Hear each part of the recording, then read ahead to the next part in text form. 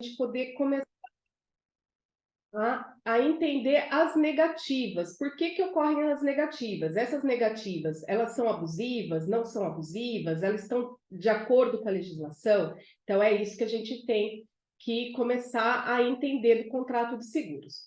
Então, o conceito do contrato de seguro está previsto no artigo 757 do Código Civil, que diz: pelo contrato de seguro, o segurador se obriga, mediante ao pagamento do prêmio, a garantir interesse legítimo do segurado relativo à pessoa, que é o seguro de pessoas, ou à coisa, que é o seguro de danos, né? E temos também o seguro de responsabilidade civil, contra riscos pré-determinados. Então, o próprio artigo 757, ele já coloca riscos pré-determinados. E também é importante colocar aqui também a questão do parágrafo único, que só pode ser segurador no Brasil uma entidade para tal fim legalmente autorizado. Então, o governo, ele autoriza que a seguradora atue no nosso país. Pode passar. E aqui eu fiz um demonstrativo de como que funciona o contrato de seguro. Então, o segurado, ele vai fazer um contrato de seguro com a seguradora, onde ele vai transferir o risco para a seguradora. A seguradora, ela assume o risco do sinistro. E aí eu vou explicar mais para frente essas questões do risco, tá? E aí ele paga o prêmio para a seguradora. Hoje, muitos consumidores eles entendem, até o judiciário há pouco tempo atrás fazia essa confusão de prêmio, achava que prêmio era o que o segurado recebia da seguradora, mas não, prêmio é o que a gente paga para a seguradora, e a hora que acontece o sinistro, a seguradora ela faz a indenização. Pode passar. Então, a gente tem que entender que o contrato de seguro, ele funciona pelo mutualismo, né? E aí, o que é o mutualismo? O mutualismo é que é cada segurado contribuindo aí com o prêmio e vai formando esse fundo mutual. E eu acho essa colocação do Dr. Adilson Campoy, que é um doutrinador da área de seguro, muito legal, que ele coloca do que se pode concluir que o seguro, em razão do mutualismo, é um processo de pulverização, de dispersão do risco. Então, cada um contribui com um pouquinho, vai formando aquele fundo mutual e dali que vai sair as indenizações. Tá? Então, lembrando que o prêmio é o que o segurado paga para a seguradora e esse prêmio ele vai constituindo ali o fundo mutual que é gerido pelas seguradoras. Então, a seguradora ela tem essa responsabilidade de gerir esse fundo de onde vai sair as indenizações. Pode passar. Então, o contrato de seguro ele é comunitário, ele é cooperativo, né? Então, é solidário pela mutualidade. E eu gosto de colocar assim, como se fosse um quebra-cabeça. O prêmio seria a pecinha do quebra-cabeça. Aí, a seguradora ela vai juntando todos os prêmios, vai montando as pecinhas, vai formando aquele fundo mutual. Então, eu pago uma pecinha, eu coloco uma pecinha, mas se eu tiver um sinistro, a seguradora vai lá pegar 20 pecinhas para me pagar, né? Então, é mais ou menos essa dinâmica. Ela vai pegando todos os prêmios do segurado e ela vai formando esse fundo mutual que vai ser retirado das indenizações. Pode passar. Então, é importante as informações prestadas pelo segurado. Por quê? Porque é pelas informações do segurado que ela vai avaliar o risco, tá? Então, ela avalia o risco, esse risco, eu vou falar um pouquinho mais para frente sobre o risco, mas ela faz todo um estudo matemático, né, do risco, e aí ela consegue fazer uma taxação de prêmio para constituir ali o fundo mutual, e que aquele fundo mutual, ele consiga indenizar todos os segurados. Porque se ela fizer um cálculo equivocado, ou pelas informações incorretas, isso afeta o fundo mutual. Às vezes, pelas informações incorretas, ela não consegue constituir um fundo mutual que indenize todos os segurados. E aí, isso daí é prejuízo para a seguradora e também prejuízo para o segurado, né? Porque você imagina a seguradora ela não ter um capital ali para poder arcar com todas as indenizações. Então, ela tem que entender o risco para justamente fazer um cálculo correto sobre o risco. Pode passar. Então, as seguradoras, elas têm uma obrigação legal de zelar pelo fundo mutual. Então, ela só vai indenizar o segurado e o beneficiário quando o contrato de seguro ele for devidamente cumprido pelo segurado, tá? Então, já ressaltando novamente, as seguradoras, elas são entidades que só podem atuar no nosso país com autorização concedida pelo Sistema Nacional de Seguros Privados. Existe toda aí uma regulamentação e uma fiscalização da SUSEP, principalmente com relação a esse capital, né? Esse fundo mutual. A seguradora ela tem que ter ali um capital, né, para poder atuar e conseguir indenizar os segurados. Então, existe sim uma fiscalização muito diferente das associações, que infelizmente têm tomado conta aí do país, que não tem essa ciência atuarial de cálculo, que nem tem as seguradoras. E elas também não são fiscalizadas. E as seguradoras, elas são. Pode passar. E a finalidade do seguro, ele é restabelecer o equilíbrio econômico. É muito importante colocar que no contrato de seguro, ninguém terá lucro, né, com o contrato de seguro. Né? Até na questão do seguro de vida, a gente tem que entender que o capital segurado no seguro de vida é para manter uma família por alguns anos, às vezes sem aquele provedor. Né? Então, a gente tem que entender que nem o seguro de vida, tendo um capital segurado, ele vai trazer uma riqueza. Muitas vezes ele vai só manter aquela família por uns anos, mas, lógico, que aquele recurso, uma hora ou outra, acaba esvaindo-se, né, com o tempo. Pode passar.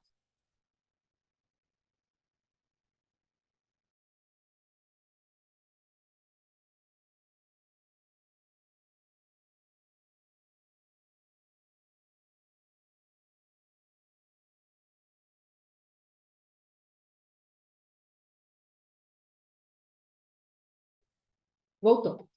E aí, o aspecto contratual mais importante aí do contrato de seguro, a boa-fé. Então, a boa-fé contratual, ela é importante e de ambos os contratantes, tanto do segurado quanto do segurador. E esse princípio, ele é tão importante que ele está previsto no artigo 765 do Código Civil.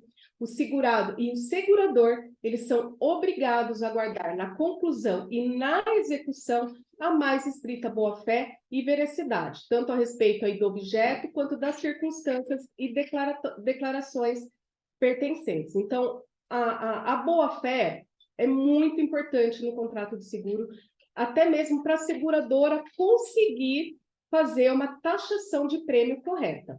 Tá? Pode passar. E aí o risco, né? A gente tem que entender o risco. É muito interessante você estudar o risco no contrato de seguro. A gente, né, a humanidade, ela não está livre dos acasos, né? Eu acredito que exista hoje uma crença de pensamento positivo, nós temos que pensar positivos, mas acaba trazendo um pensamento muito equivocado, porque você pensar no seguro é de prevenção, você está prevenindo, você não está pensando negativo, né? Eu vou fechar um seguro de vida já pensando em morrer. Não existe isso, né? As pessoas elas estão tendo uma ideia muito equivocada. E a humanidade, ela sempre teve riscos, né? Então a gente pode citar aí algumas tragédias que aconteceram, igual do World Trade Center, que fez até um aniversário de 23 anos ou 24 anos aí do ocorrido.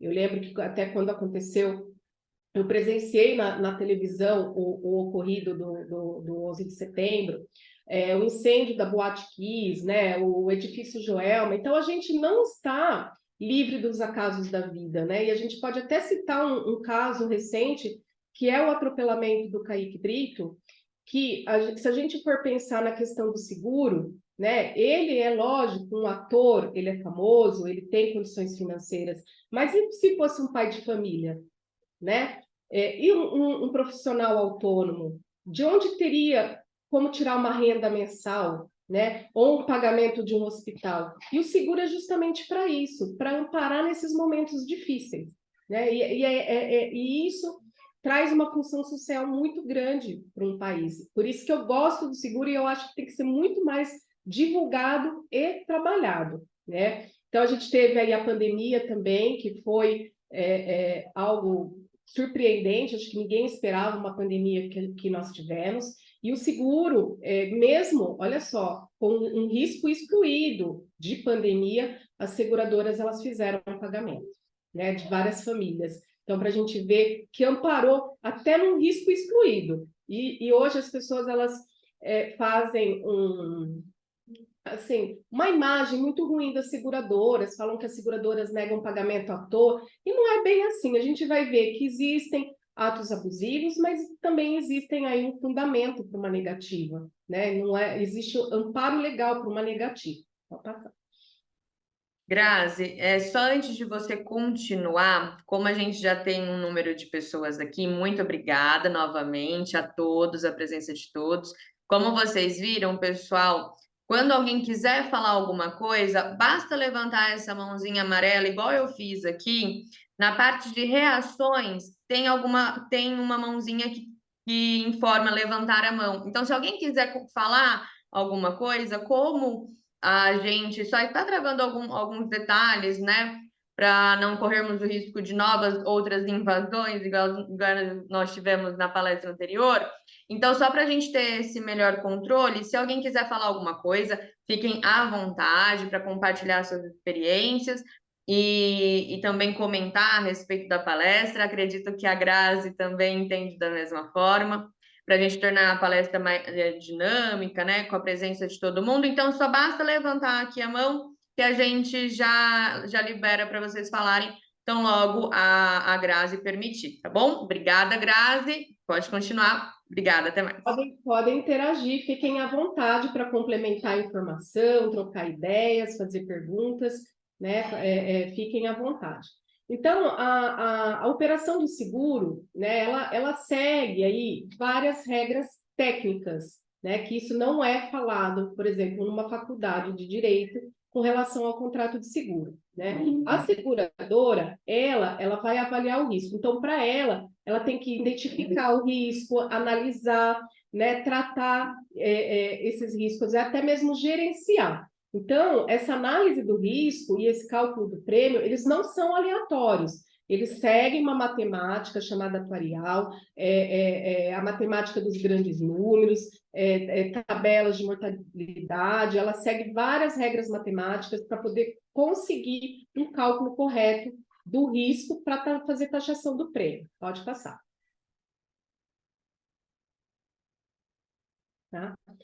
Então, a seguradora, ela precisa confiar nas informações prestadas pelo segurado, né, para ela poder fazer essa avaliação do risco, tá? Então, que já está um pouco repetitivo, mas é realmente para entender sobre a taxação do prêmio, né? E aí a gente pode exemplificar com um contrato aí bem popular, que é o seguro automóvel, que a seguradora ela vai fazer dentro de um questionário para o segurado, ela vai perguntar qual é a cidade, quem é o condutor, a idade, o sexo, para ela poder fazer uma avaliação do risco. Isso também para o seguro de vida, ela vai perguntar se existe aí uma doença pré-existente. Num seguro cibernético, ela vai perguntar se você faz backup, se você tem antivírus. Então, todo seguro aí tem um questionário e neste questionário, o segurado, ele precisa ser verdadeiro, ter boa fé e declarar tudo com exatidão. Pode passar. E aí vem aquela ideia, né? Ah, mas o meu seguro cobre tudo. Eu estou tranquilo, meu seguro cobre tudo. E cobre tudo mesmo? Não, nenhum seguro cobre tudo, né? Então, os consumidores, eles têm essa crença de que o seguro cobre tudo, mas existem os riscos excluídos.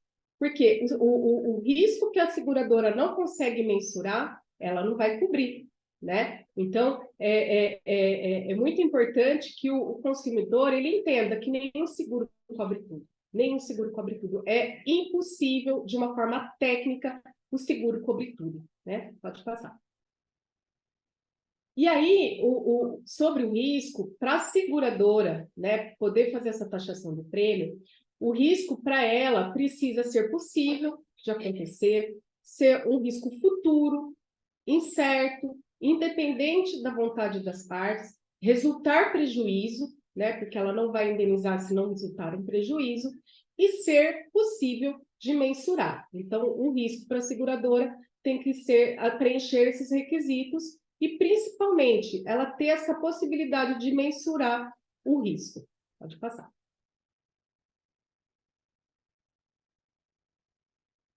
Então, a gente vê que mensurar o risco é crucial para o contrato de seguro, tá? E a exclusão de risco, né, baseada nesse risco que ela não consegue mensurar, eu não consigo mensurar esse risco, então eu não vou cobrir este risco, tá? Então, ela isenta a seguradora de indenizar o segurado na ocorrência de determinado risco que ela não colocou ali no contrato, ela colocou como risco excluído.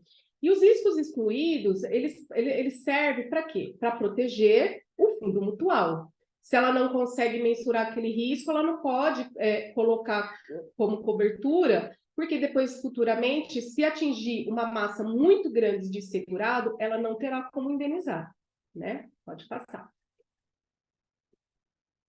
Então, a previsão de exclusão de risco, ela não fere, tá, o direito do consumidor, porque ela está em consonância com a operação de seguro. Isso já é o entendimento dos nossos tribunais, tá? Então, é totalmente admissível pela lei consumerista o clausulado, né, por parte da seguradora, de riscos excluídos, tá? Então, o que a seguradora ela tem que fazer? Ela deve observar a clareza, tá? E a transparência em seus clausulados, colocar de uma forma muito simples e objetiva. Eu acredito que no caminhar aí, logo, as seguradoras, ela vai colocar um visual law, um legal designer, né, que hoje é tendência no mundo jurídico, de você simplificar e colocar alguns caracteres para facilitar o entendimento do consumidor nos contratos de seguros. Eu acredito que em breve a gente vai começar a ter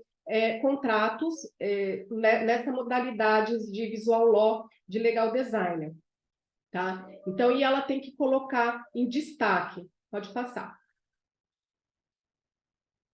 Aí depois eu vou colocar um exemplozinho, tá? E aí, o que acontece?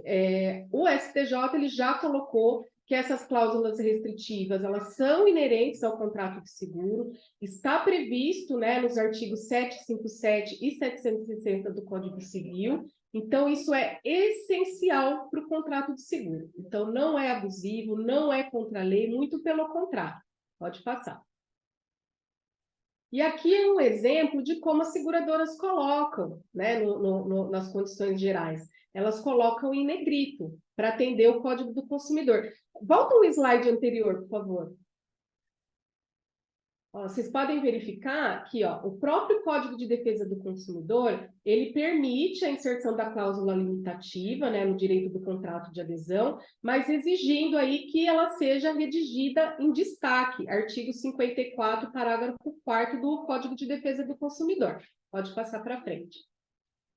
Então, ela coloca dessa forma. Então, se você for pegar as condições gerais, os riscos excluídos, eles estão em negritos, né, para atender primeiro de tudo, o Código de Defesa do Consumidor, né, que prevalece, e depois as normas da SUSEP, tá? Pode passar.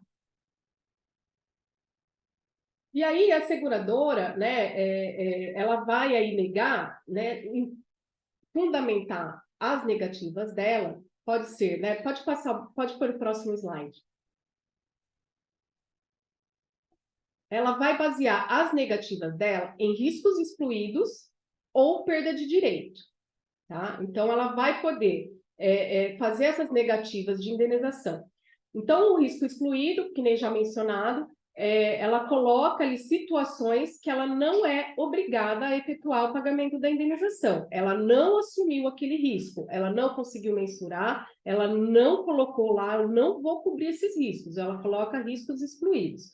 Perda de direito. A perda de direito é quando o consumidor ele age de alguma forma que acaba tendo uma taxação equivocada do prêmio e ele acaba, por essa conduta, né, normalmente tem que realmente provar a má-fé do segurado, ele acaba perdendo o direito à indenização. Então, se ele fizer declaração falsa ou omitir alguma informação, ele perde o direito. Se ele agravar o risco, o que é a agravação do risco? É quando ele faz um ato voluntário que aumenta aí a probabilidade de sinistro. Ele pode perder a indenização. E aí agora eu vou mostrar a parte dentro do Código, do Código Civil que determina, né? Pode passar. Então, o risco excluído, ele está lá no artigo 757, que foi o primeiro que eu coloquei para vocês, né? Que a seguradora ela só é obrigada a pagar ali os riscos pré-determinados em contrato. O 766, que coloca, né, se o segurado ele fizer declarações inexatas ou omitir circunstâncias que possam influir aí na aceitação ou na taxação do prêmio, ele perderá o direito, tá? Então, também tem uma previsão legal. E o 768, o segurado perderá o direito à garantia se agravar intencionalmente o risco, tá? Então, se ele agravar o risco ou se ele fizer declarações inexatas, ele perde o direito e a seguradora ela vai negar o pagamento. Pode passar. E aí, vamos começar as principais negativas, né, das seguradoras. Atraso no pagamento do prêmio. Então, muitas vezes a seguradora ela nega, né, a indenização porque o segurado não fez o pagamento do prêmio. Tá? Isso é muito comum. Só que existe, a gente tem essa perda de direito também, está no artigo 763, ó, não terá direito à indenização o segurado que estiver em mora no pagamento do prêmio. Mas a gente tem que colocar essa súmula aqui, ó, 616 do STJ, que coloca que a indenização securitária ela é devida quando ausente a comunicação prévia do segurado acerca do atraso do pagamento do prêmio. Então, a seguradora, ela tem que constituir o segurado em mora. Olha, você está devendo o prêmio e eu vou cancelar sua apólice. Normalmente, ela também manda isso para os corretores, tá? Então, os corretores, eles têm que ficar muito atentos a isso também, para comunicar o segurado desse atraso do prêmio, tá? Então, tem que ficar bem atento com relação a essa notificação. Pode passar. Fraude e prescrição. Gente, fraude em seguro acontece muito, mas muito mesmo. A gente não tem ideia de como acontecem essas fraudes. Depois, quem quiser, eu indico alguns livros de fraude de seguro, que a gente fica, eu brinco que você começa a ler as fraudes de seguro, é melhor que série da Netflix, porque é emocionante a capacidade do ser humano de se automutilar para receber um seguro, ou de matar alguém para receber o seguro, de jogar o veículo de um penhasco ou num lago para poder dar perda no veículo e receber o seguro. Então, assim, existe muita fraude. E se a seguradora ela vê que há indícios de fraude, ela vai negar. A princípio, ela nega, né? Às vezes, ela nem tem provas robustas da fraude, mas se houver indício, o primeiro passo que ela vai fazer é negar. Se o segurado insistir, aí ela verifica e faz até o pagamento, né, de forma administrativa. Porque se a pessoa realmente está fraudando, ela não vai para o judiciário, né? Ela não vai demandar contra a seguradora se ela está aplicando um golpe. Então, a seguradora ela usa dessa estratégia de negar e ver se realmente está tendo uma fraude por parte do segurado. Ela nunca vai colocar para o consumidor que ela tem suspeita de fraude, tá? Ela tem esse zelo para não gerar um dano moral, né? Do consumidor falar, olha, ela está me caluniando, eu vou ajuizar uma ação de danos morais. Ela é sutil, tá? A seguradora ela é sutil nessa negativa. Prescrição. Prescrição também dá muita negativa de seguradora, porque a prescrição de segurado contra a seguradora é de 1 ano e passa muito rápido. Então, a seguradora ela negou um pagamento ou deixou de indenizar por algum motivo, e o segurado ele tem 1 ano para entrar contra a seguradora, e isso passa voando, né? É incrível Quando você vê, já tá quase que prescrevendo, né? E a pessoa vai deixando, isso eu vejo depois, a hora que ela vê, já prescreveu. E aí, o do beneficiário é um pouco mais, a ação de beneficiário contra a seguradora, 3 anos, né? Então, a prescrição também tem que ficar muito atento nessa questão de 1 ano. Pode passar. Descumprimento das condições contratuais também é uma negativa de seguradora, que fundamenta a negativa de seguradora. Então, se o segurado ele deixar de cumprir alguma condição estabelecida no contrato de seguro, a seguradora ela pode negar, tá? E tem previsão legal também, artigo 769. O segurado ele é obrigado, por exemplo, a comunicar o segurador, logo que saiba, de todo incidente suscetível de agravar consideravelmente o risco coberto. Então, se por acaso ele sabe de um sinistro ou de uma possibilidade de um sinistro, ele não comunica a seguradora, e a seguradora, porventura, vem tomar conhecimento deste fato, ela pode negar, porque o segurado ele não cumpriu com as cláusulas contratuais. Pode passar. Não, volta. Aí eu já ia deixar passar uma coisa importante aqui. Segurado fazer acordo com terceiros. Pode colocar o slide anterior? Olha lá, é defeso ao segurado reconhecer sua responsabilidade ou confessar a ação, bem como transigir, né, fazer um acordo com o terceiro prejudicado. Lógico, é absoluto isso? Não. Se o segurado ele tiver assistido de advogado, ele fizer um acordo de forma correta, um reconhecimento de culpa dentro da legislação de responsabilidade civil, tudo certinho, não tem o porquê a seguradora negar, né? Não tem o porquê ela negar.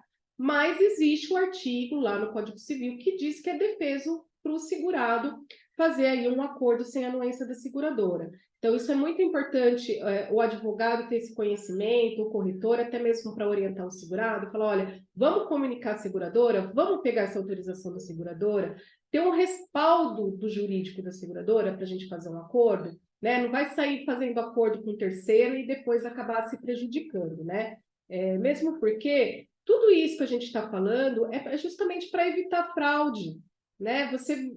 A seguradora ela quer acompanhar aquela transação, aquele acordo, para ver se está tudo correto, se não está tendo fraude, se não está ninguém ganhando a mais que aquilo. Até questão de honorários advocatícios, a seguradora ela não paga o que o advogado manda um recibo para ela. Ela vai pagar uma tabela interna dela. Ela tem um valor para reembolsar o advogado, né? Eu não vou chegar lá com um recibo de 10 mil reais de honorários, a seguradora não vai pagar, né? Justamente para ter um respaldo, né? De evitar fraudes, de proteger o fundo mutual, de não levar a seguradora para falência, né? Então, ela tem que ter toda essa estrutura, né, jurídica para poder ter um segmento, aí poder levar suas atividades sem nenhum prejuízo. Pode passar. Grazi, sobre esse ponto, até você tem um artigo muito interessante sobre troca de responsabilidades, que a gente vê muito, né, no dia a dia, quando tem no seguro de auto. Quando uma pessoa que é efetivamente culpada, mas o outro que tem o seguro. Então, tem essas trocas de responsabilidade para receber um seguro, ou porque a franquia é menor que a outra. Vê qual franquia que é menor e a gente aciona a franquia que é menor. Isso acontece de uma maneira reiterada e as pessoas não têm o conhecimento de entender que a seguradora depois ela pode ir atrás efetivamente de quem deu causa, né, aquele acidente. E isso é muito comum mesmo. É importante que, como nós temos vários corretores aqui, que esses corretores alertem os seus clientes, expliquem sobre isso, porque muitas vezes aquele cliente ele vai acionar o corretor antes, né, enfim, de fazer qualquer questão. Então, o corretor é importantíssimo nesse papel também de orientação, porque essa troca de responsabilidade, ela muitas vezes ela pode se inverter contra o seu cliente, depois, afinal de contas, você que passou uma informação errada. Obrigada mais uma vez. E até vou colocar um caso real que aconteceu comigo. Na época, eu advogava, na verdade, eu estava pelo segurado, né? A seguradora, diante do segurado, ele não ter um advogado, a seguradora indicou o serviço do escritório para acompanhar o segurado na audiência. E o terceiro, na audiência, inocentemente, né? Porque não tem esse conhecimento, falou para o juiz. Ah, mas eu falei para ele que eu pagava franquia, ele pagava meu carro. O juiz, ele só olhou e falou: olha, vamos parar por aqui, porque senão eu vou ter que chamar o Ministério Público, chamar meu colega aqui, o promotor de justiça, porque isso é fraude, falou Sim, o sim. terceiro, né? Então, essa inversão de responsabilidade é uma coisa que acontece, mas é uma fraude, e os consumidores acham que é normal, mas não é. E às vezes eles chegam até na inocência de falar isso na frente de um juiz. Sim, sim, muitas vezes, e para nós também, né? E quando a gente fala que isso é uma fraude, questiona, fala, não, imagina, doutora, mas isso acontece sempre. Eu falo, acontece, mas é fraude. Isso nada mais é do que uma das grandes fraudes que acontece diariamente, né? E eu acho assim, a gente está assim, nos tempos um pouco complicados, né? Porque a informação, eu acho que ela tem que ser mais trabalhada e divulgada, porque eu estava vendo um post no Instagram que as pessoas elas não entendem, por exemplo, ela coloca a franquia é responsabilidade do segurado com a seguradora, o terceiro não tem que pagar. Aí você lê esse tipo de coisa. Fala assim, gente, a responsabilidade civil, ela determina que o causador do acidente pague integralmente todos os danos, né? E o segurado, ele teve um prejuízo, ele pagou a franquia, então ele pode pedir reembolso. Então, se propaga muita informação equivocada. Essa inversão de responsabilidade é uma propagação de uma fraude que as pessoas estão achando que é normal e não é normal, né? E entra numa inocência muito grande até mesmo de falar para um juiz. Então a gente tem que orientar, falar, olha, não faz inversão de responsabilidade, paga a sua franquia, depois ainda a seguradora depois vai até fazer até a questão da subrogação, né, dela buscar o reembolso do que ela efetivamente gastou, eu já até li posts falando que isso é ilegal. Gente, isso tem previsão legal dentro do Código Civil. Não é ilegal, né? Não é ilegal. Então, assim, existem muita propagação de ideias equivocadas, né? Então, a gente tem que ir aí fazendo um trabalho árduo aí para a gente ir mudando todo esse conceito. A Juliana, ela Pode passar. comentou, a Juliana, ela fez um comentário aqui no chat, Grazi, que ela falou assim: eu ganhei uma cliente atendendo ao sinistro dela. O corretor orientou ela a assumir a culpa para também arrumar o carro do terceiro, sendo que o terceiro era o culpado. Tá vendo? Novamente a gente falando, né, sobre a importância do corretor nesses casos, não só nesses casos, né, em todo atendimento ao cliente. Como a Juliana mesmo colocou aqui, você ganha um cliente pelo seu atendimento, e quando isso reflete lá na frente que ele poderia sim ser prejudicado por essa informação, e até corretores, muito cuidado com essas informações, porque afinal de contas existe a sua responsabilidade também ali, né? Você pode ser Sim. responsabilizado, você pode também ter o seu percentual de culpa, digamos, referente a essa indenização. Então, é isso que a gente sempre preza aqui: passe as informações corretas, tenham informações adequadas para poder passar para esse seu cliente, porque não é só a seguradora que paga as coisas, não. Muitas vezes o corretor, por um erro, uma negligência, né? Ele sim pode ser responsabilizado.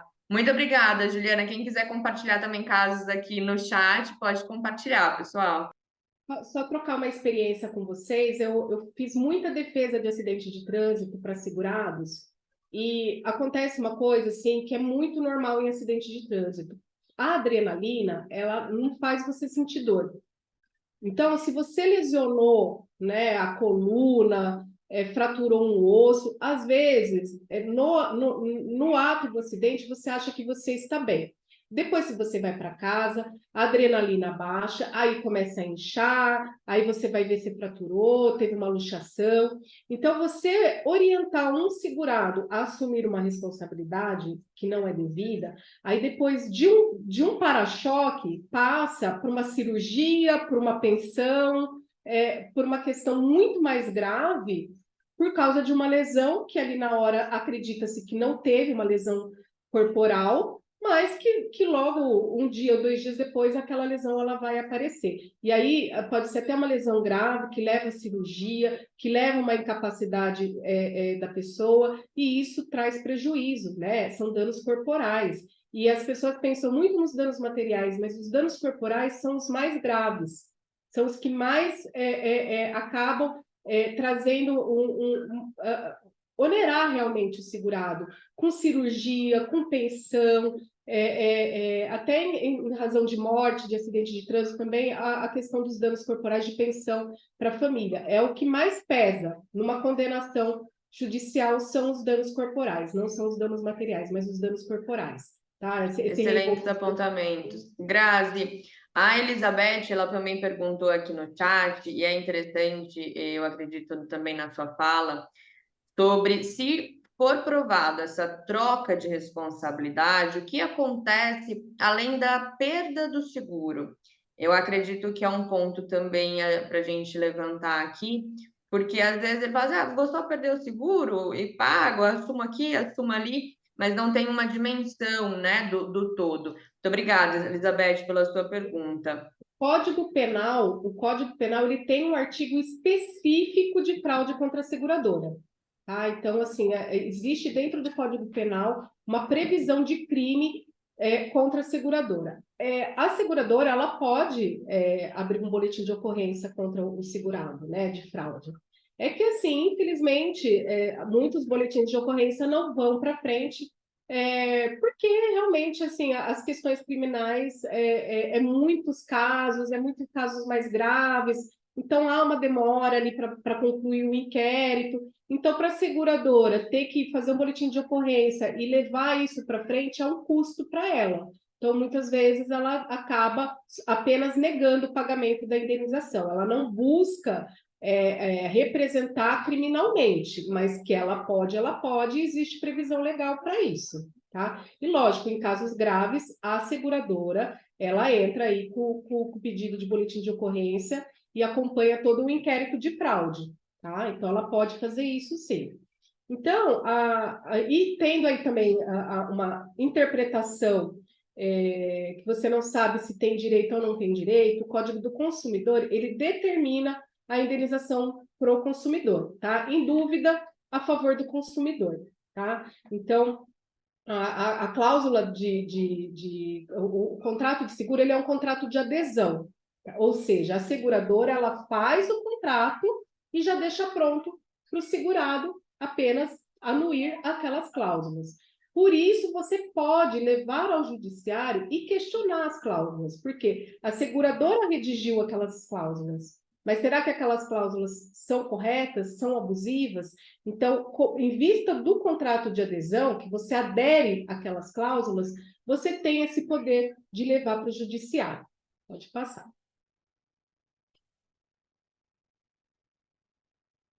E aí vamos para as principais negativas aí do seguro automóvel, né? E é engraçado que eu tenho um caso para cada negativa, né?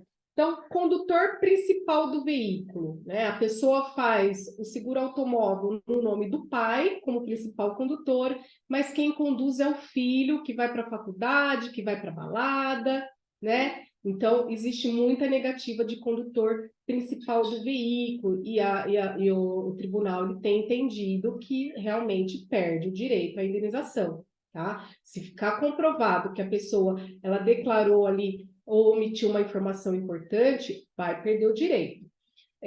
O sexo e a idade, isso é importante, até deixei grifado a idade, porque eu tive um caso que nas cláusulas, né, da seguradora, o condutor menor de 24 anos não poderia conduzir aquele veículo. Tá? E aí um rapaz de 22 anos teve a colisão, a seguradora negou. e aí entrou na justiça para poder ver se é abusiva ou não essa questão da idade, e tanto o juiz quanto o Tribunal aqui de Justiça de São Paulo entendeu pela perda de direito. Por quê? Porque estava devidamente apontado na apólice que não poderia conduzir menores de 24 anos. Estava de uma forma clara e precisa, e ainda até o tribunal colocou que o autor da ação, ele era professor, então ele tinha entendimento das cláusulas, tá? Não era uma cláusula que criava dúvidas. E hoje o judiciário está muito indo para essa linha da responsabilidade do consumidor, tanto em seguro quanto em plano de saúde, sabe? Não é mais assim 100% para o consumidor. Hoje está sendo muito ponderado isso no judiciário, não é? Ah, está escrito na pólice de forma clara, precisa em negrito, então pronto, o consumidor ele tem que ler a pólice. Ele tem que ter essa responsabilidade de buscar informação. E o judiciário está indo para essa linha, né, de responsabilidade do consumidor. Local e finalidade de trabalho. Então, eu, por exemplo, eu sou aqui de Campinas, eu trabalhava em São Paulo, eu ia de fretado, né?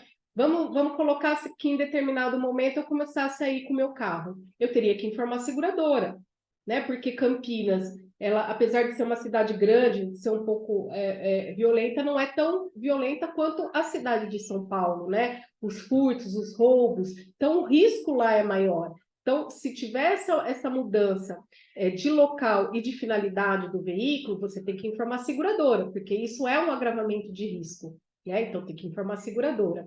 Pessoa que utiliza o veículo para trabalho, mas não coloca isso também nas declarações para a seguradora.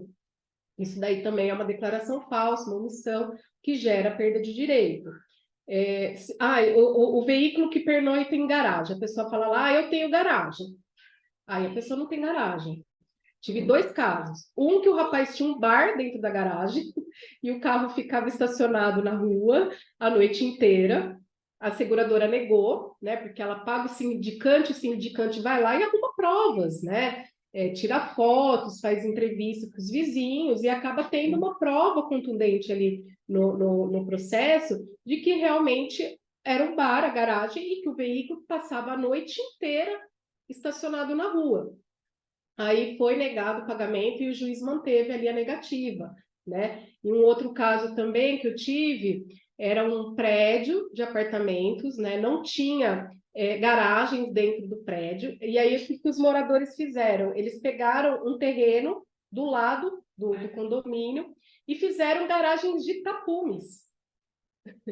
E colocou que era uma garagem, né? Então, assim, só pela foto dentro do processo também, na primeira instância, manteve aí a negativa da seguradora, tá? Alta velocidade.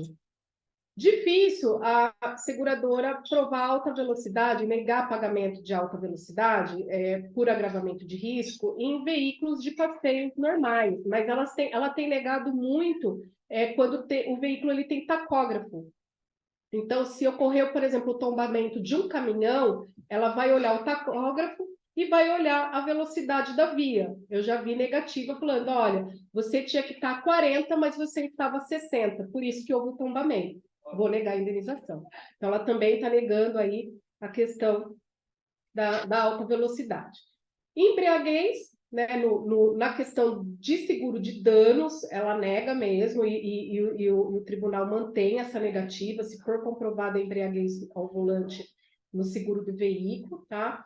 Habilitação vencida e cassada, se a pessoa na hora do sinistro não tiver a habilitação vigente, correta, ela vai negar, tem previsão na cláusula dentro, né, das condições gerais. Mas eu vou, assim, existem juízes que entendem que é meramente administrativo, uma infração administrativa, não tem nada a ver com sinistro, manda pagar, mas tem outros que falam, não cumpriu o contrato, então mantém a negativa. Então eu vejo que existe ainda aí um entendimento divergente na questão de habilitação vencida. Tem uns que mandam pagar, outros não. Então é sempre bom orientar o cliente, né, o segurado, a estar em dia aí com a habilitação. Vandalismo. O vandalismo Em São Paulo tem muito vandalismo, principalmente ali no centro de São Paulo. Então, a pessoa está parada no semáforo e as pessoas vêm furtar as coisas do veículo, danificam o veículo. Isso é considerado um vandalismo. Só que o judiciário, depois eu vou colocar uma jurisprudência, ele entende que o vandalismo dentro do contrato de seguro é abusivo. Então, se o segurado ele entrar com uma ação contra a seguradora do vandalismo, é bem provável que ele ganhe essa ação, tá? Porque a negativa de vandalismo há um entendimento bem grande que é uma cláusula abusiva. Pode colocar o próximo. Ó, esse aqui é uma cláusula de vandalismo, uma jurisprudência de vandalismo, tá? Que entende, né, que essa exclusão de cobertura ela é abusiva. Tá? Isso é o entendimento da maioria dos juízes. Ó, essa jurisprudência de 2020. Próximo. Essa aqui, apesar de ter uma associação, né, uma proteção veicular, deixa eu ver. Ó, ela colocou aqui que a questão da habilitação vencida, ó, tá vendo? É um ilícito contratual, não é possível presumir-se o aumento do risco. Então, aí, uma habilitação vencida, o juiz entendeu que não houve um agravamento de risco e acabou mandando efetuar o pagamento. Próximo. Grazi, sobre ainda essa questão das negativas, nós tivemos aqui no chat uma pergunta da Jaqueline Fonseca, que ela colocou um caso específico sobre essa questão de idade, que é quando ocorrem questões de emergência, que nós, né, muitas pessoas têm sim essa dúvida, Jaqueline, porque é algo que a gente fica se perguntando, né? Logicamente, teremos que analisar caso a caso, porque cada um tem as suas peculiaridades. Mas aqui, Grazi, o que ela colocou? O segurado principal, o condutor, está sozinho e não está bem para dirigir. E só tem um vizinho menor de 25 anos, ou a gente pode colocar, por exemplo, qualquer situação que o condutor em si não está bem para dirigir e habilitado para poder levar ao hospital. Um exemplo como esse, mesmo assim é negado casos esporádicos. A seguradora ela pode negar, né, o pagamento, mas aí você pode levar isso para o judiciário e provar para o juiz que é um caso de força maior, tá, gente? A imprevisibilidade ela quebra algumas questões da responsabilidade civil. Então, por exemplo, se a pessoa está passando mal, ela precisa ir para o hospital, é um caso de força maior. Então, ela foge, né, de previsibilidade, é imprevisível. Então, a pessoa ela vai pegar o carro e ela vai levar. Então, bem provável que o juiz ele quebre a cláusula, ele considere abusiva negativa e mande pagar por causa da força maior. Mas vamos supor assim que o segurado foi numa festa, ingeriu bebida alcoólica e a pessoa que é menor de 24 anos vai levar para casa. Aí não, porque não é caso de força maior, existe uma previsibilidade, a pessoa ingeriu a bebida alcoólica porque ela quis, né? Então, assim, a gente tem que pegar cada caso, é um caso. Quando é força maior, é bem mais fácil colocar isso para o judiciário e conseguir a indenização. E só um ponto importante, só para complementar, Grazi, essa questão da prova, aí o segurado que teria que provar, ok? Sim, aí não existe uma inversão do ônus da prova, tá? Porque pelo Código do Consumidor, inverte-se o ônus da prova, quem prova é a seguradora. Mas isso não é em todos os casos. Então, por exemplo, no caso de força maior, vai ter que mostrar ali que fez uma internação, ou que foi atendido no hospital, receita médica, e acabar fazendo essas provas no processo, né? Negativas em seguro de vida, né? Então assim, a gente tem que entender que o seguro de vida ele é diferente do seguro de dano, tá? O seguro de dano, muitas vezes a pessoa ela nunca utilizou na vida um seguro automóvel. Ela dirige bem, ela é bem prudente, nunca utilizou, paga ali o seguro por anos e nunca utilizou. Agora, o seguro de vida, né, ele já tem ali um risco, que é a morte da pessoa, né? Então, você já está coberto o risco morte, você só não sabe quando que vai acontecer, né? Por isso que a gente tem um entendimento diferenciado, principalmente de embriaguez, né, e do suicídio. Então, o suicídio, tendo esse prazo de carência de 2 anos, a seguradora ela tem que efetuar o pagamento, ela não pode negar, tá? Havendo aí uma negativa da seguradora de suicídios passado esse prazo de carência, totalmente ato ilícito e abusivo da seguradora. E a embriaguez, ela também entende que no seguro de vida, a embriaguez não exime a seguradora de efetuar a indenização, tá? Então, assim, é diferente essas cláusulas restritivas no seguro de vida. O STJ, ele entende realmente que o evento morte já está coberto, já é um risco assumido pela seguradora. Então, ela não pode se eximir de alguns pagamentos como se fosse um seguro de dano, tá? Casos, né? Já tive casos de uma pessoa ingerir bebida alcoólica, ela acabar escorregando na escada, bateu a cabeça, veio a falecer, né? E houve a negativa da seguradora, foi buscar ali o prontuário médico e falou que fazia uso frequente de bebida alcoólica, que tinha problema com bebida alcoólica, acabou negando.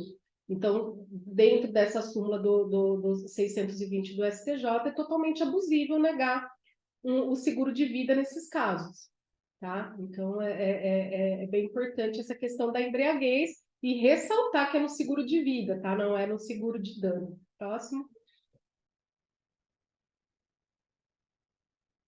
Continuando aí no seguro de vida, né, a questão aí da doença pré-existente, isso existem muitas negativas das seguradoras no seguro de vida por questão de doença pré-existente, da pessoa não informar que às vezes tem diabetes, hipertensão. Então, ela tem que, lá na declaração, ela tem que colocar, né, na declaração de saúde, ela tem que colocar tudo. Se ela tiver dúvida, ela pode até pedir para a seguradora, um médico da seguradora para orientar no preenchimento, né? Porque ela tem que preencher com veracidade. Então, se ela omitir ali uma doença, pode ser negado o seguro de vida, e provavelmente será. Se a seguradora ela tiver uma prova de que você omitiu alguma doença ali na declaração de saúde, ela vai negar, tá? Mas aí a gente tem que ressaltar a súmula 609, tá? Que a recusa de cobertura securitária sobre a alegação de doença pré-existente, ela é ilícita se não houve a exigência de exames médicos prévios à contratação. Então, eu coloco lá, sou diabética, ela vai lá e vai pedir os exames para verificar se a minha diabetes está sob controle, né? Se aquela doença não afetou de alguma forma o meu organismo, né? E estando tudo ok, ela vai fazer a taxação de prêmio e ela pode recusar também. Então, se ela verificar que a doença afeta muito, ela, não, eu não vou fazer o seguro. Ela tem esse direito de declinar também, né? Mas ela precisa estar diante das informações corretas para ela declinar ou não e para ela poder fazer a taxação correta. Mas aí ela tem que pedir os exames. Se eu falo, sou diabética, não pediu o exame e fez o seguro, ela assumiu o risco. Aí depois, lá no futuro, não, mas você tinha uma doença pré-existente. Mas eu informei, vocês não pediram exames. Então, é ilícito a recusa, tá? Então, é muito importante. Próximo. Olha, isso aqui também. Seguro de vida e seguro de acidentes. O que acontece? O seguro de acidentes, ele não tem declaração de saúde, porque ele só cobre acidente, né? Ele não vai cobrir doença. É um seguro muito vendido por banco, né? Então a pessoa vai lá, aí o gerente, vamos fazer um seguro de vida? Aí ele vai lá e faz o seguro de vida, só que não é seguro de vida, é um seguro de acidentes pessoais. E aí a pessoa ela infarta, tem um AVC, a família vai entrar com o pedido e é negado. Por quê? Porque ela não foi informada que era um seguro de acidentes e que só cobria acidentes, né? O seguro de vida ele vai cobrir acidentes e doenças. E também existe um rol de doenças, né? Você pode pedir um rol extensivo de doenças graves, né? Tem lá as coberturas de doenças graves. Então, é importante o consumidor ele entender, né, o que ele está contratando. É que é muito difícil, né? Você ver a pessoa, ela vai fechar em aplicativo de banco, ela entender isso, né? Por isso que o corretor é importante, né? Porque é muito triste você atender uma família acreditando que ela tem um seguro de vida e ela não tem. Ela tem um seguro de acidente, a pessoa veio falecer por doença, né? Então existe muita negativa também com relação a essa diferenciação do seguro de vida. Próximo. Essas são algumas negativas, né? Esse caso aqui, a pessoa ela tinha um câncer, tá? Ela sabia que tinha e ela omitiu de má fé, tá? Então ela perdeu aí o seguro de vida, né? Foi mantida negativa. Próximo. Esse aqui, deixa eu ver do que é. Ah, de acidentes pessoais, tá? Do AVC. Que a pessoa ela entrou com o pedido de pagamento no seguro de acidentes pessoais, alegando que o AVC, né, aquele acidente vascular cerebral, era um acidente e não uma doença. Mas aí o STJ falou não, né? É uma doença e não tem cobertura. Tá? Então, para você ver que até a questão da causa-morte ali também gera confusão para o consumidor, né? Ah, AVC é acidente, então tem cobertura. Não, é um nome dado por uma doença, né? Ela foi resultante de uma doença e não de um acidente, que é algo externo, abrupto, né? O acidente ela tem que ser algo bem externo, abrupto, que acomete a pessoa e ela vem ter uma lesão ou a morte, tá? Então é algo diferente. Pode passar. Seguro residencial, as negativas de seguro residencial. Veraneio, a casa é de veraneio e não coloca isso para a seguradora. Né? A casa de veraneio ela fica um bom tempo fechada e é um risco bem maior do que uma casa que tem ali as pessoas morando no dia a dia. Né? Então, a pessoa, se ela não informa que é uma casa de veraneio, que você vai lá a cada 6 meses, né? É uma omissão muito séria também na taxação do prêmio. Então, pode ter a negativa se ela descobrir que a casa é de veraneio. Furto simples, né? Isso daí existe esse excludente dentro do seguro residencial, porque também, gente, um furto simples, como que você vai cobrir um furto simples, né? Na questão de fraude? Você vai lá, pega tudo que está na sua casa, leva para casa de um amigo e fala, ah, furtaram, né? É muito vulnerável para a seguradora a questão do furto simples, então ela só cobre furto qualificado. Vendaval aí, né? Às vezes ele só cobre se for um vendaval aí com ventos superiores a 54 quilômetros por hora, né? E aí você tem que ir lá na Unicamp, no Instituto de Meteorologia, buscar informação daquele vendaval para poder provar para o juiz que foi um vendaval forte, né? Também tem bastante negativa na questão de vendaval. Calha e caixa d'água de falta de manutenção do segurado. O segurado ele não faz a manutenção da calha, tá? Ele não faz a manutenção da caixa d'água e aí acaba tendo um alagamento. Se o alagamento dentro da casa for em razão disso, vai ser negado, tá? Porque essa manutenção ela é primordial na residência para manter a residência. Então, se a seguradora ela fizer sindicância e ela verificar que houve aí a enchente, o vazamento de água residencial por falta de manutenção, vai ser negado. Então, às vezes é importante também colocar isso para o consumidor. Olha, tem que manter a calha limpa, verificar sempre se a caixa d'água tá ok, se não está vazando, né? A boia. Então, a manutenção residencial também é muito importante. Próximo. Ó, aqui é uma jurisprudência, né, de seguro residencial, tá? Deixa eu ver aqui, que a cobertura foi negada. Ó, de veraneio, a pessoa não informou na assinatura da pólice que a casa era de veraneio e foi negada a indenização. Próximo. Esse aqui, eu coloquei duas, né, de furto simples, tá? Tem duas jurisprudências que eu coloquei. Uma que foi indenizado, tá? Ciência acerca das diferenças. Ó, esse aqui acabou tendo a negativa, tá? Que entendeu que a seguradora ela não deveria pagar na questão de furto simples, tá? Próximo. Aí, nessa outra jurisprudência, olha, de 2019, entendeu que não houve ali uma informação clara para o consumidor e acabou mandando efetuar o pagamento na questão de furto simples, tá? Que ele não tem ali a ciência do consumidor acerca das diferenças penais de furto simples e furto qualificado e acabou aí mandando efetuar o pagamento. Então, a gente vê que cada caso é um caso e assim, a gente não tem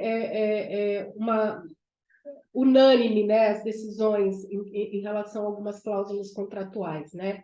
Então, você pode ajuizar e receber, às vezes ajuizar e o juiz negar. Então, assim, é cada caso realmente um caso, tá? Tem que estudar realmente e ver se a negativa tá certa ou não, se existe alguma chance de reversão no judiciário. Próximo. Esse do residencial, aqui, ó, do vendaval, tá? Que também entendeu aí a abusividade da negativa, né? De cláusula limitativa na questão de vendaval e mandou pagar. Então, tem bastante negativa com relação a isso. Em seguro condominial também tem bastante negativa com relação a vendaval. Então, tem que ficar de olho também até nas questões jurisprudenciais, mas a maioria é mais favorável ao consumidor, nesses casos aí de vendaval. Próximo. Ó, esse daqui. Esse também foi a favor do consumidor também, ó. Tá? Do vendaval. A maioria de vendaval é a favor do consumidor. Tá? A maioria vai a favor do consumidor. Próximo. Ah, acabou. Eu tentei colocar as principais negativas. Tem o seguro condominial, que é a questão de vendaval. Questão de elevadores com problemas elétricos também, existem bastante negativa com relação a elevador. Existe também uma questão assim de discussão do judiciário na questão de depreciação do elevador de condomínio, então da seguradora aplicar ali a depreciação e aí o consumidor ali, ou o condomínio entender que não é devido e acabar ajuizando também na questão de depreciação de elevadores ou de algum objeto dentro do condomínio, tá? E também é bastante comum. E aí, quem quer falar sobre alguma negativa que teve aí da seguradora? Pessoal, Grazi, muito obrigada, foi esclarecedor, foi super prático. Eu acredito que o pessoal conseguiu identificar no seu dia a dia, né? Cada caso, cada ponto que você colocou sobre as respectivas coberturas, sobre os respectivos produtos. Pessoal, todos que tiverem dúvida, podem levantar a mão, que quiserem compartilhar aqui algum caso que já presenciou, que como corretor também, né, que teve alguma dificuldade, ou junto com a corretora ou não. Eu vou começar aqui pelo chat, Grazi. A Juliana, ela disse assim: já vi isso nos Estados Unidos, negativa por conta de ser alcoólatra e a seguradora negar, pois no questionário o cliente omitiu a informação. Como seria aqui nesse caso? Então, no seguro de vida, o STJ ele entende que tem que fazer o pagamento. Tá? A questão da embriaguez, ele entende que tem que fazer o pagamento. Tá? Então, aqui no Brasil, ele entende de forma diversa. Até em várias séries a gente vê que a pessoa não coloca que não fuma e coloca nas redes sociais fumando, né? Que não bebe, aí bota uma festa nas redes sociais, né? Mas aqui no Brasil, o STJ ele entende que o risco no seguro de vida ele já é a morte. Então, assim, você só não sabe quando ela vai acontecer. Então, se é por suicídio, se é por embriaguez, se é por infarto, se é por AVC, não importa para o STJ, já foi assumido esse risco, tá? Então, assim, dentro da linha do contrato de seguro de vida, a morte, ela é coberta, só né, a questão do motivo, por isso que cobre o suicídio, cobre embriaguez. Então, aqui no Brasil, não tem essa interferência. Lógico, as seguradoras, ela vai negar pagamento? Ela vai, porque ela quer derrubar essa súmula da embriaguez no seguro de vida.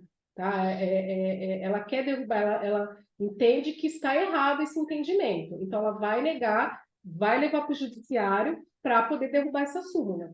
Tá? Então, as seguradoras elas estão trabalhando nesse sentido. Grazi, eu vou pedir para o Luiz. Luiz, você me ouve? Oi, doutor, escuto sim. Luiz, como estamos só em 10 aqui, acredito que podemos liberar o microfone e a câmera do pessoal. Quem quiser participar, fica mais fácil do pessoal interagir. Eu acredito que agora já não teríamos nenhum problema, conseguimos aqui identificar quem são as pessoas. Pode seguir dessa forma? Pode, doutora, já até liberei. Pessoal, então quem quiser, a câmera está aberta, o microfone também está aberto para fazer perguntas, compartilhar casos, enfim. A Juliana sempre está presente conosco nos eventos, Grazi. Fico muito feliz pela sua presença também, Juliana, hoje novamente aqui com a gente. O William, ele compartilhou aqui também no chat, Grazi, parabenizando a sua excelente palestra. Em nome também, cumprimento a todos da OAB de São José do Rio Preto, seus organizadores. Ele não conseguiu ficar até o final, mas ele parabenizou todo mundo e pediu também a questão do material. Se depois você puder compartilhar, ou quem quiser mandar aqui o celular, acredito que a gente pode já anotar os celulares. Grazi, teria algum problema quanto a isso? Não, de forma alguma, compartilho, até a questão da jurisprudência para depois vocês lerem com calma, porque eu tenho, assim, eu atuei dos dois lados, né? Eu atuei a favor da seguradora e hoje eu atuo a favor do consumidor, e eu tentei trazer aqui os dois lados, né? Porque assim, eu não vou defender a seguradora, eu não vou defender o segurado. Eu acho que é legal a gente colocar como funciona, né, para os dois lados, para as pessoas entenderem, a seguradora está correta ou ela não está correta, como que o judiciário ele tem entendido, de uma forma bem objetiva para todo mundo, porque às vezes a gente vê palestrante que coloca, principalmente, né, advogados que trabalham para a seguradora, tudo de uma forma a favor da seguradora e esquece de falar do consumidor, né? Então eu sinto que existe essa falta de informação do direito do consumidor para os segurados, né? E eu acredito que também para os corretores entender essa questão do direito do consumidor.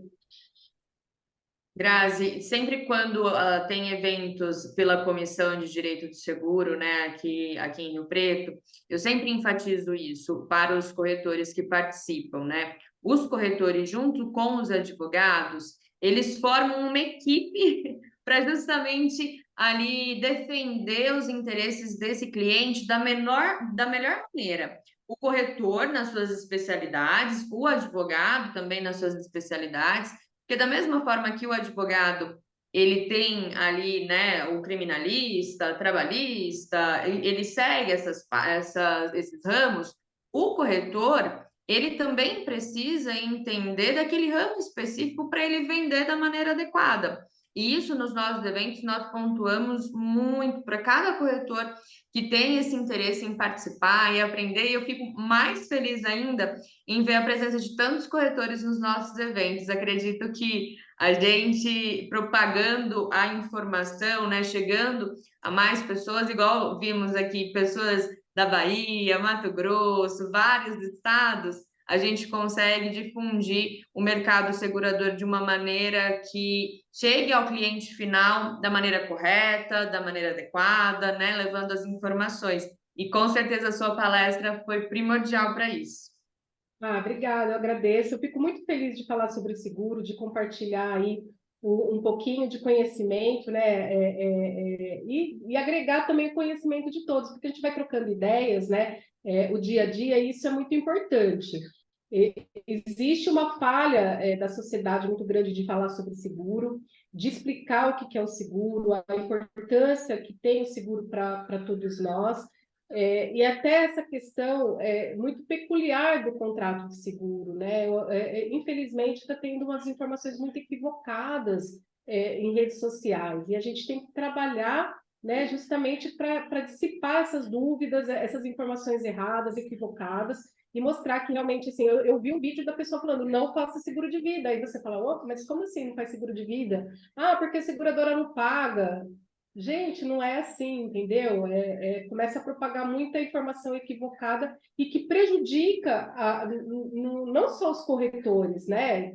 Mas a sociedade, porque aí a pessoa ela sofre um acidente ou ela sofre um roubo de um veículo e ela não tem indenização. Ela acaba tendo que arcar sozinha com esse prejuízo, né? Exatamente. Entrando num caso específico, Grazi, como a Elizabeth compartilhou conosco no início, como ela atua, né, nessa parte de seguro agrícola, eu tenho alguns casos de seguro agrícola, advogo para o segurado, que tiveram problemas justamente pela falta de informação, né? A falta de informação adequada sobre as coberturas e também depois do sinistro, como que isso foi conduzido.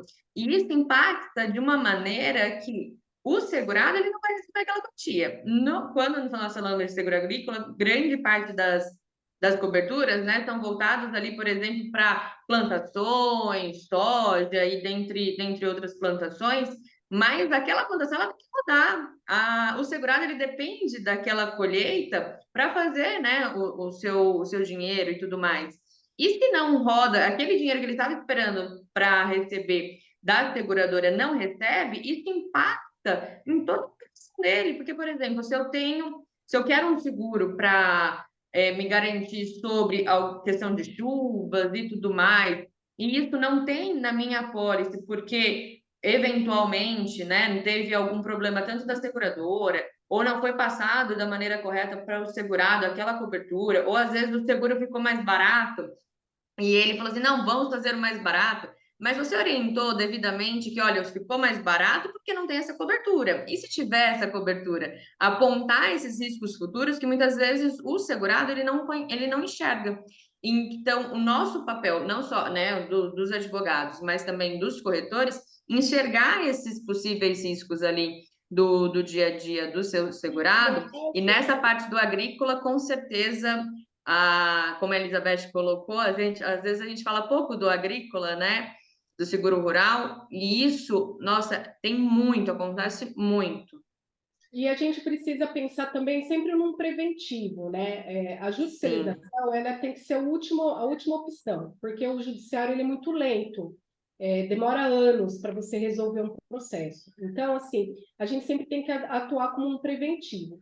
Se verifica que o risco ele é muito grande, né? O agrícola a gente sabe que é um risco alto, né? Não é um valor baixo, é um valor envolvido de risco alto. Às vezes, pagar uma consultoria, né, de um advogado ou de um gestor de risco experiente para poder fazer um estudo da pólice, né? Porque que nem o Dr. Walter Polido, doutrinador super conhecido aí na área do seguro, ele coloca, o seguro ele deve ser útil para quem contrata. Se você contrata um seguro e ele não é útil, ele não cobre o que você precisa, por que você tem seguro?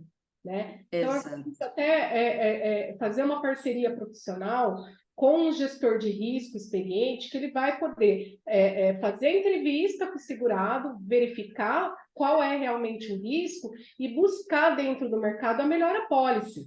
Né? Porque hoje a gente tem várias seguradoras, a gente tem vários produtos, tem seguradora que não cobre um risco, tem seguradora que cobre. Então, avaliar realmente o risco, né? E o corretor ele tem que mostrar para a sociedade que ele é gestor de risco, que ele é apto a verificar qual é a melhor apólice, né? Então, mostrar para o consumidor que ele é apto a fazer a verificação de risco e dentro do mercado buscar a melhor seguradora para aquele risco, né? Porque tem muitas seguradoras hoje, né? De responsabilidade civil, de você verificar qual é o melhor para um dentista, qual é o melhor para um médico, para uma clínica, né? Existe até seguro para cabeleireiro, para materiais de trabalho de cabeleireiro, né? Então, assim, existem diversos seguros. E aí o corretor ele tem que ser esse gestor e mostrar, né, a importância que ele tem de gerir, de ter essa gestão e fazer a melhor apólice para o cliente. Sim, concordo perfeitamente. A Jaqueline aqui no site ela colocou: seguro tem um papel social muito importante. É exatamente isso. A gente não pode só pensar seguro como um gasto, pelo contrário, ele vai servir ali quando você mais precisar, quando você pensar assim, nossa, desabou tudo, perdi, né, minha empresa com vendaval, fogo, que a gente vê muitas vezes, né, barracões que pegam fogo. É nesse momento que o seguro ele vai servir.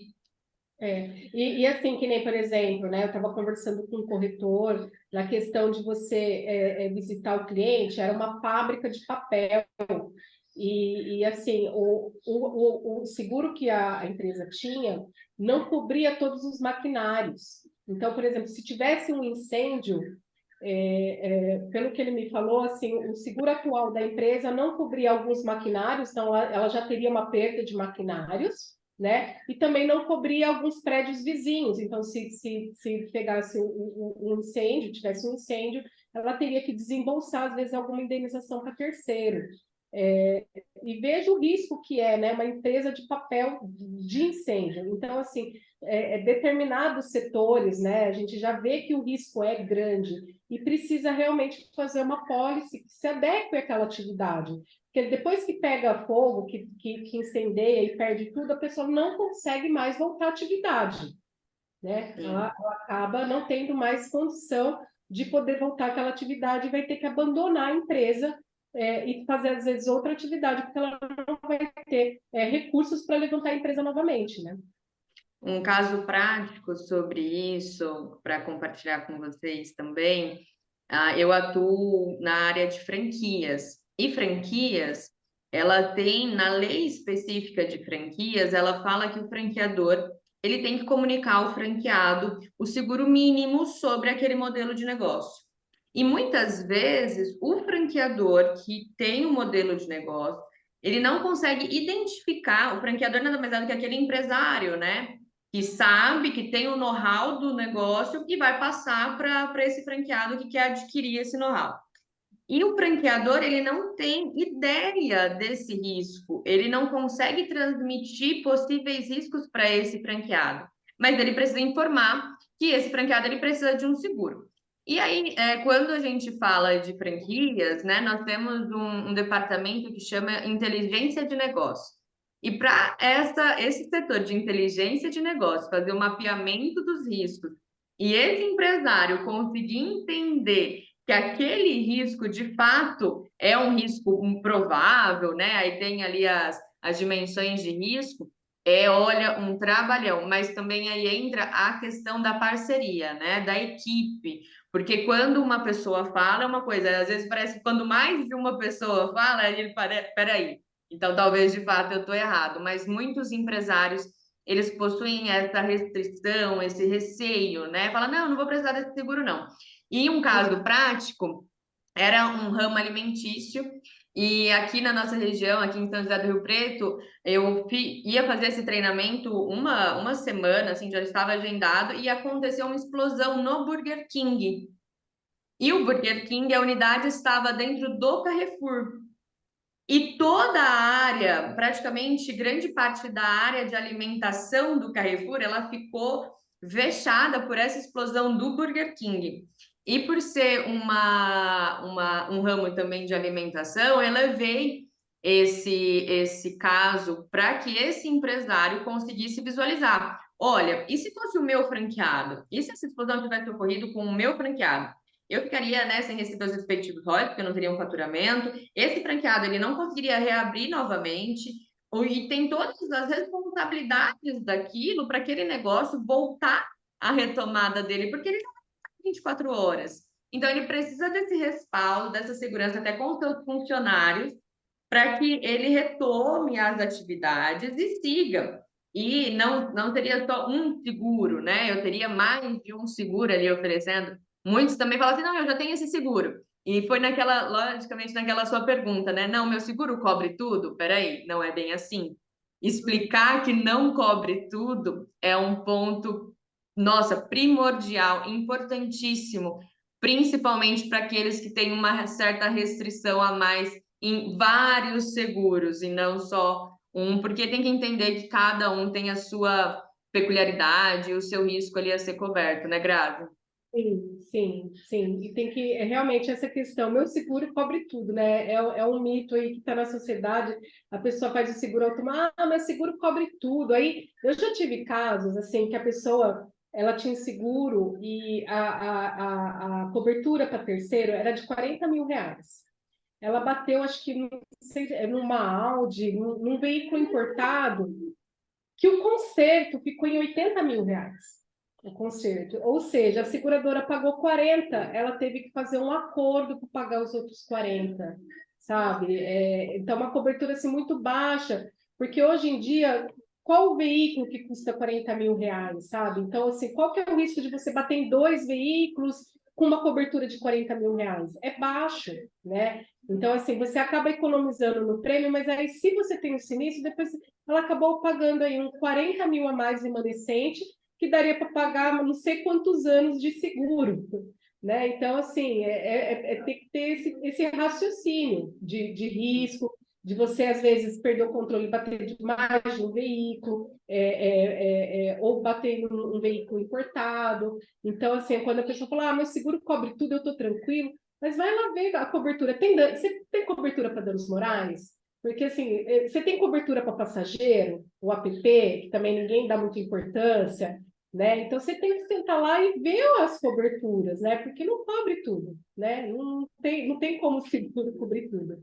Sim, Grazi, pessoal, aí eu vou falar sobre essa dúvida da Juliana, e só para a gente não se estender mais, novamente eu agradeço a doutora Graziela pela excelente palestra, pelos excelentes esclarecimentos. Acredito que todos aqui também compartilham desse posicionamento. Mais uma vez, obrigada. Agradeço também a presença de todos. E se mais alguém tiver mais alguma dúvida, podem nos chamar nas redes sociais. A Nari Siqueira só tem eu, Graziela Velasco só tem a doutora Grazi, então pode chamar a gente lá. A gente fica à disposição de vocês para esclarecimentos, dúvidas e afins. Eu acho que quanto mais a gente compartilha, é aquele velho ditado, né? Compartilhando se multiplica, ou algo nesse sentido. A toda soma é muito bem-vinda. Então, a Juliana, Grazi, ela colocou aqui no chat sobre a Tabata do Venda Seguro. Recentemente, ela alertou que somente algumas seguradoras cobrem incêndio no seguro automóvel, sem ser de decorrência de colisão. Se não estou errada, apenas 3. Gostaria de saber se as doutoras vêm acompanhando sobre essa questão. Seguradoras que cobrem incêndios de qualquer causa. Ela só colocou esse detalhe aqui. Allianz, Bradesco e Liberty. Eu entendo que o incêndio ele tem que estar como cobertura básica em todos os seguros. Eu entendo dessa forma, né? Colisão, incêndio como cobertura básica. Lógico, a pessoa vai pegar lá e vai ler, porque assim, hoje em dia, como está mudando muito a questão das circulares da SUSEP, você tem que verificar as coberturas, né? Então, você vai lá e olhar. A questão de incêndio era uma cobertura básica, né? Agora, depois eu vou, por curiosidade, eu vou puxar e olhar se realmente são só essas 3, porque era uma cobertura básica, né? Eu tenho um caso da Allianz que ela fez realmente o pagamento, o veículo pegou fogo, né? E, gente, sinceramente, assim, o carro pega fogo, pede para perda total, porque o carro não fica bom, tá? Uma vez incendiado, ele não vai ficar da mesma forma, né? E só que nesse caso, a seguradora ela fez o pagamento do incêndio, só que demorou 1 ano para o carro ficar pronto. 1 ano. Ficou na oficina por falta de peça. É bem complicado para o consumidor ficar sem o veículo 1 ano, né? E já tem vários entendimentos que, passado dos 30 dias, a seguradora ela responde, tá? Até inclusive por lucros cessantes. Mas essa questão de incêndio, pelos meus estudos de seguro, era uma cobertura básica. Se estão tirando da cobertura básica, eu vou lá dar uma olhada, porque aí se tirou da cobertura, né, aí fica mais complicado, realmente. Aí tem a negativa. Grazi, a nossa última pergunta, a Elizabeth, ela levantou aqui a mão. Elizabeth, eu acredito que o seu microfone ele já está liberado. Você consegue acessar, liberar ele É, aqui? eu acho que no caso dele estar recusando o incêndio, é no caso do pessoal que coloca fogo em carro, porque andou tendo uma onda de incêndios provocados, não necessariamente de batida. Então, as seguradoras estavam se recusando a pagar esses carros incendiados. Eu acho que Isso, foi mais nesse aí entra na sentido. perda Até de no direito. curso a gente estudou vários casos que foram assim, foram negados incêndio porque foi um incêndio induzido, não foi que o carro pegou fogo numa batida ou por problema mecânico, foi por causa que atearam fogo, né? Aqueles coquetel molotov que estavam jogando, né, nos carros. Porque, assim, se for por vandalismo, a pessoa consegue reverter isso na justiça, né? Porque o vandalismo, existem várias decisões entendendo que essa cláusula, ela é abusiva, porque não há ato do segurado, não há um agravamento de risco direto do segurado. O segurado ele não interfere no vandalismo, né? O vandalismo é de terceiros, esse é o entendimento dos tribunais. Como ele não interferiu no sinistro, deve ser indenizado. É longe, né, do poder do segurado, ele não fez nada. Quem fez foi o terceiro, né? Aí, agora, se também houver aí uma fraude, até do segurado de atirar fogo, realmente a seguradora ela nega aí por questão de fraude. Muito obrigada novamente a todos. Acredito que eram essas as perguntas, Grazi. Novamente, pessoal, se mais alguém tiver mais algum ponto, se quiser compartilhar, estamos à disposição. A Juliana também colocou aqui que agradece. Muito obrigada. E, mais uma vez, Grazi, a OAB de São José do Rio Preto já é a sua casa, seja muito bem-vinda sempre. Estendo o convite para outros eventos, tenho certeza que será um sucesso como esse, viu? Obrigada mais uma vez. Eu que agradeço o convite, fico muito feliz sobre falar sobre seguro, uma área que eu atuo, que eu amo, que eu estudo bastante. Fico muito feliz pela presença de todos, aí de ter um tempinho para a gente debater, discutir, trocar ideias. Agradecer ao presidente, a todos da diretoria da OAB, por essa oportunidade, né, de poder falar sobre seguro, de poder encontrar todos vocês nesse momento. E principalmente você, né, Naila, sempre receptiva, né, entusiasta também da área de seguro. Isso traz muita alegria, né, a gente compartilhar aí do mesmo entusiasmo. Obrigada, eu que agradeço. Aprendo muito com você. Continue fazendo os seus artigos, porque sempre quando eu tenho dúvidas, consulto os seus artigos. Então, também fica aqui a dica para todo mundo. Doutora Grazi tem um blog com vários artigos sobre vários temas que esclarece cada detalhe que às vezes a gente pega ali no dia a dia, que a gente fica com uma pulguinha atrás da orelha. Tem artigos lá, confirem. O novo artigo é sobre seguro habitacional, tá? A pessoa que vai fazer ali, ó, o seguro habitacional no financiamento imobiliário, para ficar atento na questão do seguro prestamista, né? Que é habitacional prestamista, né? Então, é um artigo bem interessante de um caso que eu tive, que é bem legal para todos lerem. Está lá no meu blog, também nas redes sociais lá, Graziela Velasco no Instagram, vai ter informações lá para vocês acessarem. Obrigada, pessoal. Obrigada, Grazi. Uma boa noite a todos.